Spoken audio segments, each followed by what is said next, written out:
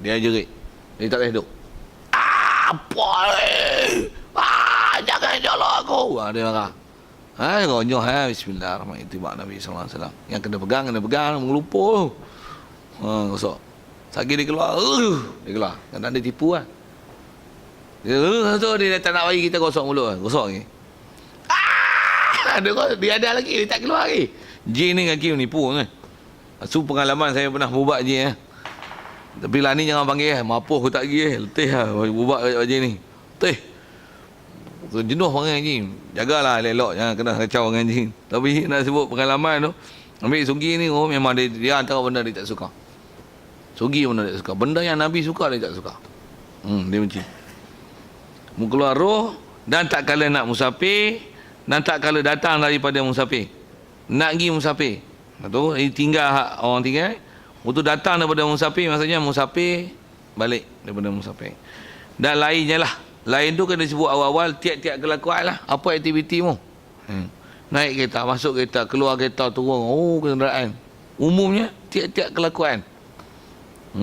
Satu adalah kalau kita bicara riwayat. Kalau kita dalam kitab ada sebut. Para sahabat. Antara perangai dan kelakuan yang kita boleh tengok mereka. Sebut dalam kitab ni. Apa dia? Sugi ada di belakang leher. Macam mana kita tengok orang isap okok. Duduk isap okok duduk sini.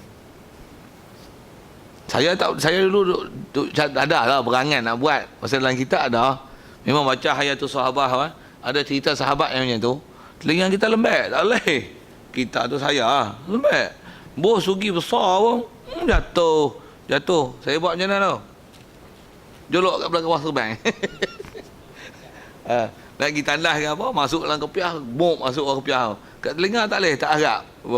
Sagi tu hilang lah Sugi. Mahal lah tu. Nak cari payah. Macam mana pun nak sebut apa? Kalau orang duk berbangga dengan buah hokok kat telinga, kita buah Sugi. Lawan lah. Lawan lah.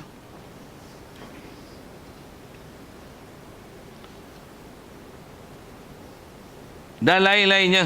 Kata lain ni seperti barang yang tersebut dalam kitab-kitab yang panjang-panjang. Terang disebut ni kalau ikut pendek lagi ni. Ada lagi tu. Melainkan kata dia, yang ni hak kecuali. Kemudian daripada gelincir matahari bagi orang yang puasa. Orang puasa. Jadi apa hukum dia? Tiada sunat, bahkan ada makruh. Ia sama ada puasa fardu ataupun sunat. Puasa fardu ataupun sunat. Jadi ada makruh selepas gelincir matahari menghilangkan bau mulut bagi orang yang berpuasa. Dah hilang makruhnya dengan jatuh matahari. Jatuh matahari hilang makruh. Siapa dah makan dan buka puasa, ada sunat lah bersugi situ. Okay. Dan telah memilih oleh Imam Nawawi akan ketiadaan makruh mutlaqan. Imam Nawawi dia kata tak makruh sama sekali. Jadi yang disebut tadi, yang tu jumhur ulama sebut. Imam Nawawi ni hak dia seorang. Dia kata tak makruh bersugi. Sama ada dahulu daripada gelincir matahari dan kemudiannya. Hak ni ada post daripada Dr. Mazhar bulan puasa lepas. Adalah orang-orang disebut masalah pertikaian masalah bersugi tu. Orang yang tak mau pada macam mana? Dia kalau ikut Dr. Mazhar pun memang kalau ikut yang duk biasa dengar dia sebut bab sugi, dia memang anti sangat sugi. Pelik lah dia ni. Dia bukan suka bersugi. Macam mana pun sikitlah isu tu. Dia kata tak, kalau kita mulut berbau apa tak ada makruh lah. Kita kata dia nak hilangkan bau mulut. Sunat kata dia bersugi. Tentu dia kata sunat pula.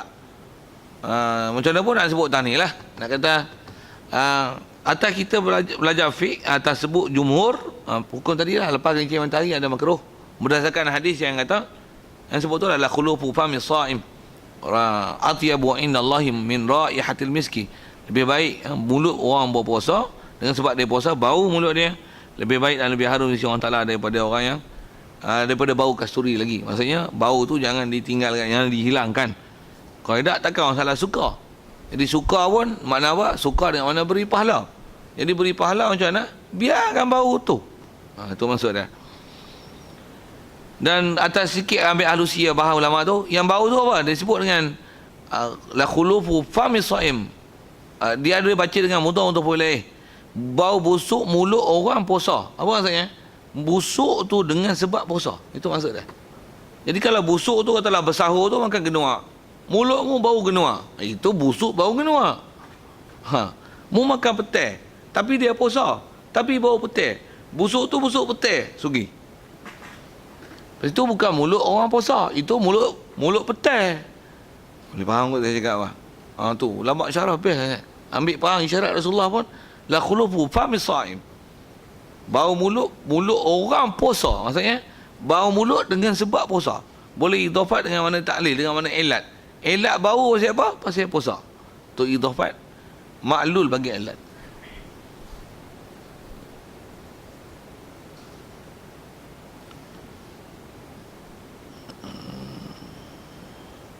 Dan sunat bersugi dengan tangan kanan. Dan dimulakan dengan pihak kanan, mulut. Tangan kanan, kanan mulut. Dan tangan kanan pun kaedah pegang tu. Ni sugi, dia pegang memang 3 atas 2 bawah. Macam mana kita pegang baru gigi? Tuan-tuan pegang baru gigi macam mana? 2, 3.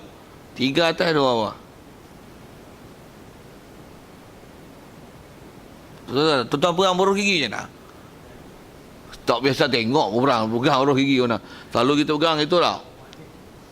Ramah gitu Kalau ikut dia suruh pegang. Keedah pegang matan sugi kayu sugi pun memang 3 atas tu ni lah. Ini 2 bawah. Sugi pun kita bukan konyol gitu kan. Macam mana pun bro gigi pun kalau sebenarnya nak ramai kuat, dia bukan ramai 4-1 ya tak? Keedah yang baik ialah memang 3-2. Siapa? Kalau bukan 4-1 dia lari. Buh gigi tu dia akan jatuh sini. Dia tak stabil. Buh ni tak lari kemah. Dia kunci tu. Kunci bawah tu, dia tak lari. Baik, dan sunat bersugi dengan tangan kanan. Mulakan bahagian kanan mulut. Kanan. Beda istilah umum kanan lah, kanan. Mula kanan. Pasal mula kanan, pasal buat benda baik. Dan dilalukan akan dia atas langit-langit. Dan sunat lalukan atas langit-langit dengan perlahan-lahan. Maksudnya antara yang disunatkan ketika bersugi adalah lalukan kayu sugi tu di langit-langit. Kalau ni mulut, ni sugi. Sugi lah kanan, kiri. Langit-langit lalukan, imrar. Layangan. Apatah lagi kat langit-langit lembut ni. Layangan sikit.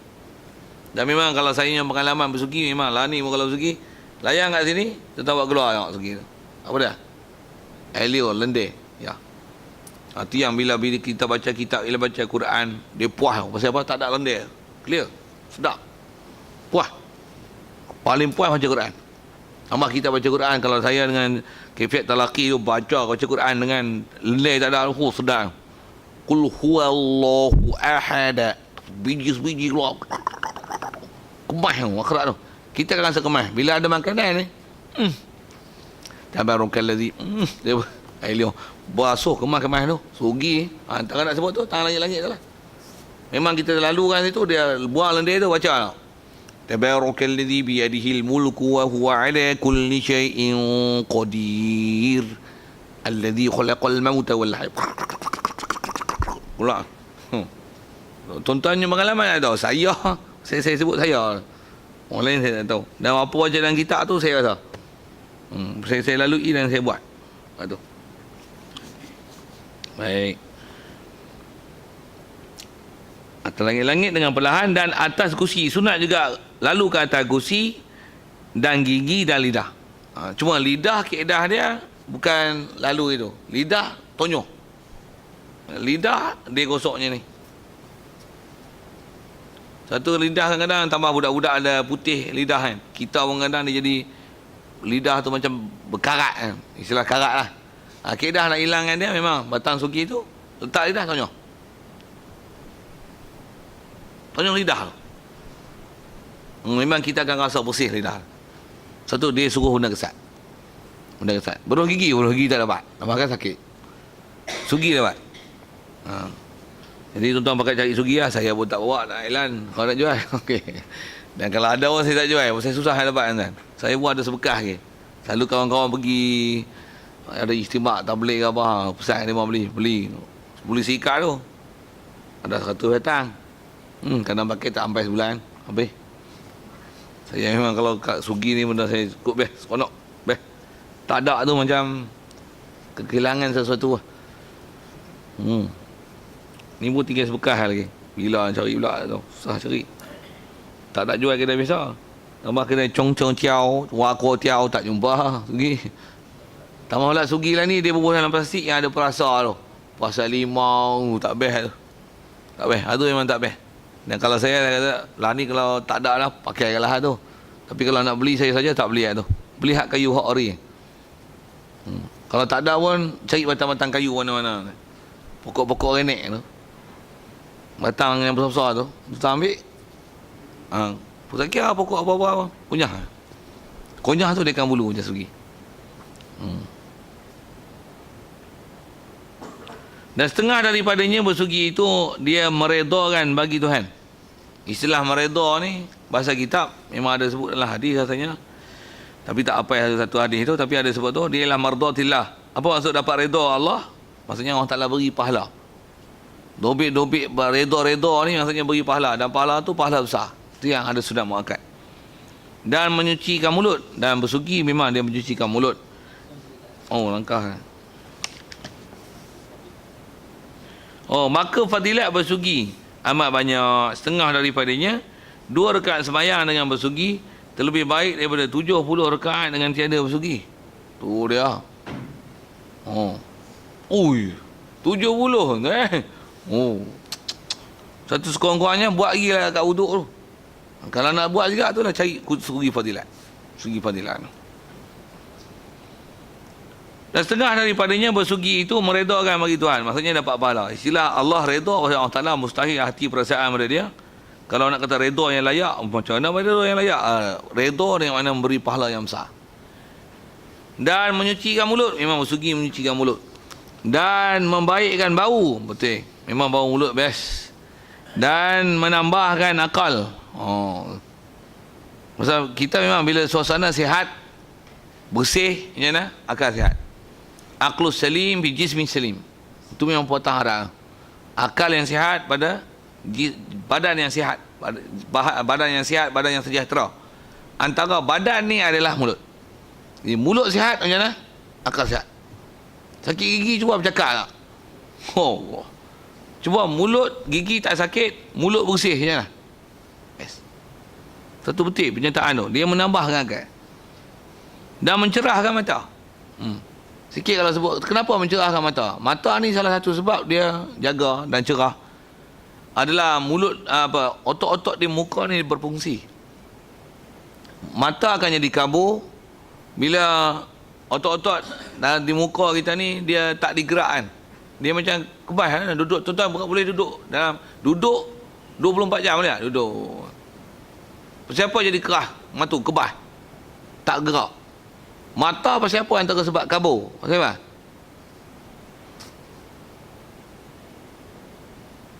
Tak ada aktiviti. Pasal gigi je lah.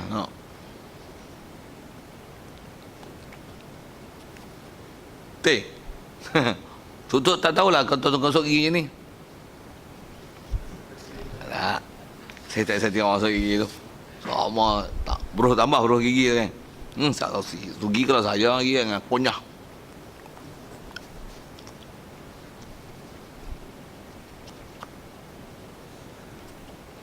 Saya sebut saya nampak dengan sugi tu. Dalam setengah jam, tentu saja. Syok, best pun, best. Selari kita tak puas. Take time. Apa saya nak sebut. Tu macam mana? Memek muka. Satu, bersugi. Begitu juga antara benda yang boleh mencerahkan mata, baca Quran. Cuba buka baca Quran ni. Cerah mata tak cerah tu. Baca Quran dengan cara yang betul. Tambah tuan-tuan baca kuat. Mata cerah. Saya mata ni memang spek saya tak pakai. Saya pun satu masa dulu bila dia kadang-kadang malas baca Quran, ni baru lepas bulan puasa. Dia banyak lagi baca Quran. Dia rasa sesuatu kat mata. Dia kan ubat mata tu sukuan. Tapi antara benda ni kat badan kita ni, antara benda yang kita jangan tak tahu kan. Ni pun cerita-cerita dengan Datuk Bomo pakai urat kan. Kita kan nak sakit urat, bukan gaduh cari Datuk Bomo kan. Apa dia? Banyak aktiviti. Tangan kita ni kalau sakit urat ke apa, macam mana nak lagi sihat? Pergi dah. Bagi dia aktiviti. Sakit urat hilang. Duduk situ. Duduk situ.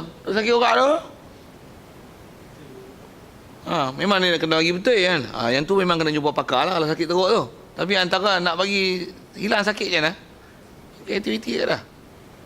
Tu, mata ni bila kabur je lah. Aktiviti je lah. Tu orang stroke macam mana? Tangan dia kata. Dia kena lembut, buah minyak, gosok. Maksud apa? Kena aktiviti. Kena aktiviti. Tu yang Cina tu. Yoga lah. Tai chi lah. Kita bayang duha. Semayang malah. Baca Quran malah tu yang tu.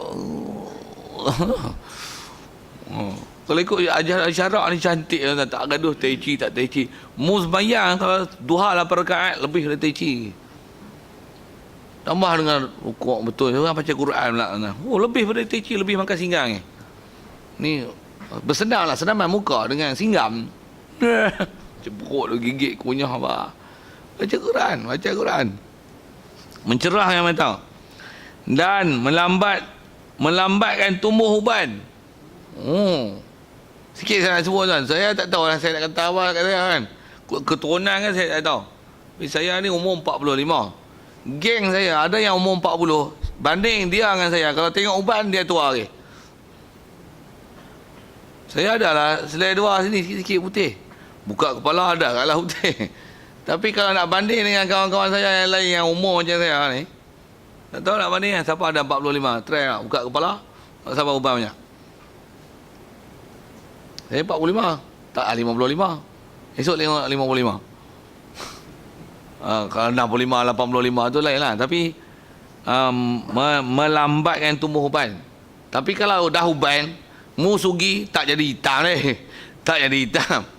Tapi maksudnya kalau rambut hitam, masih hitam, nak uban tu dia lambat. Kawan lain saya tak tahu, tapi saya rasa kat saya. Saya rasa kat saya. Kok umur 45 lagi tak uban lagi kot. Kawan saya hidup uban ni. Tapi kita taklah tak uban, tapi ada uban. Tapi kot lambat sikit tumbuh tu kan. Betul pun uban gigi lah dia kata. Lantak gigi lah. Punya lantak tu kita cerita fadilat. Dan benda tu orang tak lalu tak rasa. Si kita lalu kita rasa. Okey. Dan membetulkan belakang. Jadi maksudnya ada bila kita sugi ni dia ada sarah-sarah belakang ni dah. Lagi pun nak bila kita sugi dia tolak kat tengkuk kan. Belakang macam mana? Tengok tak segi lah macam mana? Tambah duduk saja. Tidur. Duduk bokok je.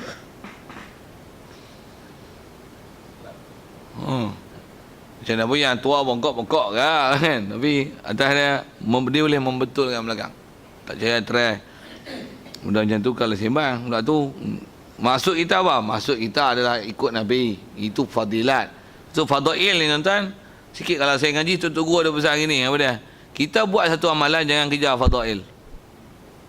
Buat je ikut Nabi. Boleh semua. Mulut bersih, mata cerah, tulang belakang, badan sihat, uban tumbuh lambat. Mu masuk uban tumbuh lambat. Tengok tubuh tu. Pasal mu kejar fadail. Silap lah. Pahala tak boleh. Pasal apa? Mu bukan pasal kita fadail tu nak menunjuk kata itu sebagai targhib. Menggema yang kita buat. Tapi kita buat pasal apa? Bila Nabi buat, kita buat. Kita ikut Nabi SAW. Selesai. Habis buat tu. Dapat tak dapat punya pasal. Macam kita baca surah Waqiah, pengen duha kan murahkan rezeki. Rezeki tak murah tak apa. Aku pengen duha pasal pengen duha sudah. Itu hak batang tubuh kita siang hari main duha. Bayang pasal apa? Bukan masalah rezeki. Masalah apa? Masalah hak kita. Nak tunggu ke Zuhur tu masa panjang. Asal lapang. Buat apa? Mayanglah saat. Habis tak 2 rakaat. Buat lagi lah duha tu. Pasal apa tu? Pasal masalah rezeki. Tak. Masalah apa? Hak batang tubuh kita yang kita kata tunai waktu tu bagi 2 rakaat. Kalau nisbah kita tengok kesihatan, tengok fadilat. Oh, tahu fadilat baru pakat nak sampai duha. Pasal apa? Oh, kok mudah sikit rezeki, orang taklah bagi. Betul apa? Supaya sihat sikit, tak kena stroke. Jadi mu semayang pasal apa? Supaya tak nak kena stroke. Oh, lari tak? Lari tak tu? Tak kena. Fadilat pasal apa? Targhib. Bagi betul le. Buat pasal apa? Lillahi ta'ala. Benda ni sunat. Teritiba Nabi SAW. Bagi betul lah tu. Dan kata dia mengingatkan kalimah syahadah tak kala hendak mati. Sikit lagi kau syarah tu.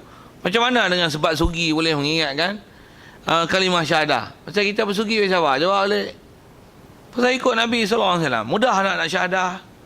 Mudah lah. Buat sugi, ya Allah ingat kat Nabi. Nabi duk suruh kita sugi. Asyhadu an la ilaha illallah. Asyhadu anna Muhammadar Rasulullah. Mana boleh tak jadi ingat pada kalimah syahadah. Sugi ya ingat Nabi. Sugi ingat Nabi. Itu kalau sugi. Dengar. Beruh gigi ingat Colgate. Tu tak jadi. Sikit lah kalau sepak gigi kat tu. Lain tu kata sugi ni lain. Tu sugi yang ingat Nabi. Sugi yang ingat Islam. Tapi bila beruh gigi ingat Colgate.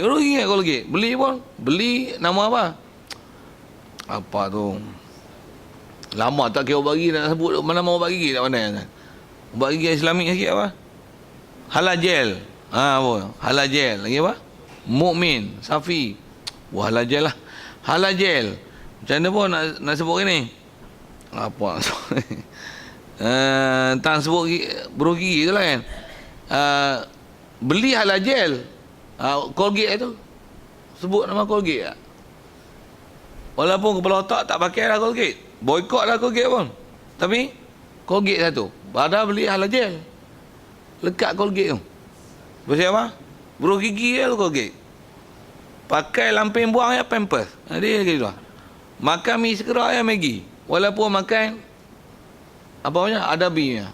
Maggi satu. Maggi. Adabi lah. Sikit. Beruh gigi ya Colgate. Sikit saya nak sebut trademark dia. Sugi ya Nabi. Saya nak sebut tu. Sugi ya Nabi sallallahu alaihi wasallam. Okey. Dia mengingatkan kalimah syahadah. Dan barang siapa tiada kuasa bersugi pada segala waktu yang tersebut dahulu itu, maka hendaklah ia bersugi pada sehari semalam sekali. Habis-habis tak. Bila bangun tidur? Jadilah. Tapi sugi ya ke beruh gigi? Ada tu sikit perhatian. Bukan beruh gigi. Satu saya pernah macam ni, ada orang tanya, Ustaz kalau kayu sugi tu kita buah Colgate boleh tak? Pahala tu bukan tang Colgate. Colgate tu maksud dia upat gigi lah. Kita faham lah istilah dia ada. Boleh tak? Matlamat bersugi adalah bukan dengan prinsip Colgate tu yang tanya tu budak-budak yang selalunya bahagian kesihatan apa kan. Kita nak, saya dia sebut tu lah, dia tanya pasal kita nak alkali kan mulut kita ni, dia beresi, Ustaz kita nak alkali kan dah. Kayu sugi ni kita tak tahu kan dengan alkali dia terang mana. Jadi kita nak buat gigi kan untuk mengalkalikan mulut. Tu yang saya syarah dengan sains kata. Saya kata itu prinsip sains dan prinsip buat gigi. Prinsip gusi bukan itu, sugi bukan itu. Dia benda kesat. Macam mana pun jangan tak tahu kayu sugi sebenarnya dia beralkali. Dia berkali. Satu kalau direndam dengan perasa tak elok. Pasal biasanya dia berasid. Jadi kalau ada habis carilah sekali. Jangan kata ini mu tak merokok sekotak pun. Merokok gila sekali tak jadi tu. Tak jadi. Sugi. Mu sugi. Paling baik setiap keadaan. Habislah buat sugi. InsyaAllah. Sikit lagi kalau sebut tu, kenapa dia nak suruh juga tak boleh banyak kali, setiap kali, sehari semalam sekali. Pasal apa? Pasal kalau kita belajar bab-bab hadis tentang bab sugi ni, hadis Nabi suruh sugi ni kuat tu. Kalau kita dengar satu hadis yang Rasulullah memang masyhur sebut hadis ni, dia kata apa? Laula an asyqa ala ummati la amartuhum bisiwaki inda kulli salah atau kama qala. Ada riwayat yang dengan macam lain lah, yang tu yang duk ingat tu. Rasulullah kata laula an asyqa ala ummati, kalaulah aku tak takuti bahawa benda ni boleh memberatkan dan membebankan atas umat aku akan suruh umat aku bersugi pada setiap kali sembahyang. Dan disyarahkan oleh ulama, suruh Nabi itu suruh apa? Dia syarahkan dalam hadis, lamartuhum bisiwaki amran wajiban inda kulli salah. Aku akan mewajibkan dengan suruhan wajib setiap kali sembahyang mengusugi. Tapi Nabi suruh tak dengan suruhan wajib? Tidak. Pasal dia akan boleh membebankan. Rasulullah dia kasih kita. Kalau ikut tu dia akan suruh wajib tu, bukan suruh sunat. Jadi bila dia tak suruh wajib, pasal dengan wajib nanti boleh membebankan. Nak kata gini, dia suruh tak? Ya. Jadi tu tak boleh setiap waktu sehari semalam tak dapat tidak sekali. Tak pernah semua hidup pegang batang sugi, mu carilah batang sugi. Dan sebaik kayu adalah kayu arak tu. Habis-habis tak ada kayu, capailah pokok renek mana-mana. Pokok apalah cari ya, pokok kemahang ya. Apa-apa lah ya kan. Pokok-pokok yang ada batang-batang besar tu potong kan. Kalau cuma bila dia basah, dalam keadaan basah dia akan rasa kayu basah tu. Jemur balik. Kalau tak jemur pun boleh pakai lah macam tu. Dan jangan tak tahu bila batang kayu untuk buang kulit, kunyah aja dia punya terah tu, dia akan jadi berbulu macam segi. Tak jauh try. Dia benar tu. Saya dulu pun tak biasa cuba. Try. Macam mana pun, apa kayu? Apa saja kayu. Cuma jangan cek kayu-kayu mabuk pun jangan. Sebaik-baik kayu adalah namanya kayu arak. Pasal apa? Dia memang dia istimewa dan urat dia lihat. Dia memang tahan lama, more dengan kayu lain. Lagipun memang ada sebut dalam kitab tentang kayu tersebut. Tentang Rasulullah pakai kayu apa. Rasulullah pakai apa, yang tu ada keutamaan untuk dipakai. Yang cukup banyak tentang sugi. Mudah-mudahan habis-habis tidak. Semua hidup cari sekali. Itu saya cakap. Saya apa? Ikutkan Nabi dengan bersugi, semua hidup sekali. Serupa macam cerita awal sembahyang sunat tasbih. Kalau boleh setiap hari. Tak ada. Seminggu sekali, sebulan sekali, semua hidup sekali. Tak ada tu. Apa mau? Kena tak pernah sekali pun. Itulah. Satu kalau orang tanya, tu beruh gigi. Tu orang tanya tu. Beruh gigi dapat tak? Beruh gigi tak dapat pasal dia benda licin. Habis-habis tidak, carilah benda kesat. Dengan kefiat yang dah sebut tadi. InsyaAllah kita jumpa akan datang. Faslun fi furu'il wudu'i wa sunanihi. Wallahu a'lam. Soalan kalau ada kita dalam kita sebut bab sugi ni. Ada soal?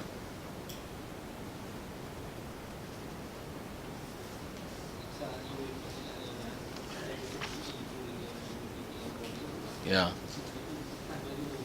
Sugi tu. Dia hasil fadilat tang sugi tu, bukan tang sugi tu.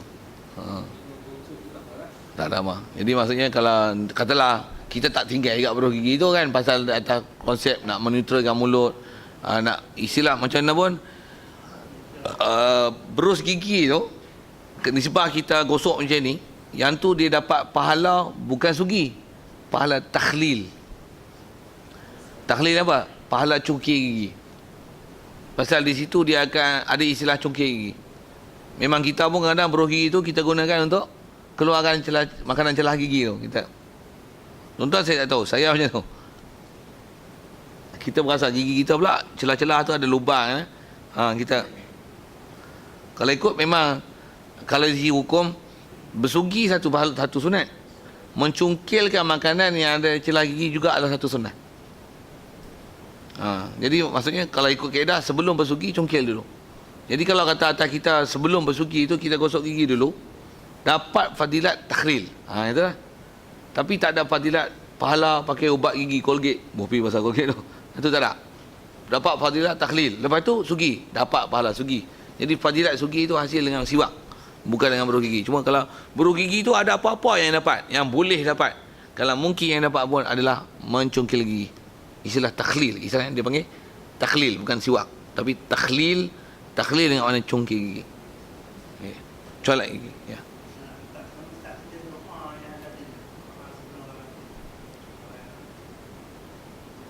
Doa untuk sugi ke? Saya ada sebut doa ke? Oh, ingkar nanti hayatu khair. Ingat ke doa orang mati ada. Doa minta mati tu kan. InsyaAllah. Boleh. Saya mari. Saya tulis. Saya mari lah. Itulah insyaAllah. Wallahu a'lam. Bismillahirrahmanirrahim. Allahumma nawwir qulubana min nuri hidayatika. كما نورت الأرض من نور شمسك أبدا أبدا برحمتك يا أرحم الراحمين وارزقنا فهم النبيين وحفظ المرسلين وإلهام الملائكة المقربين وسلم تسليما على جميع الأنبياء والمرسلين والحمد لله.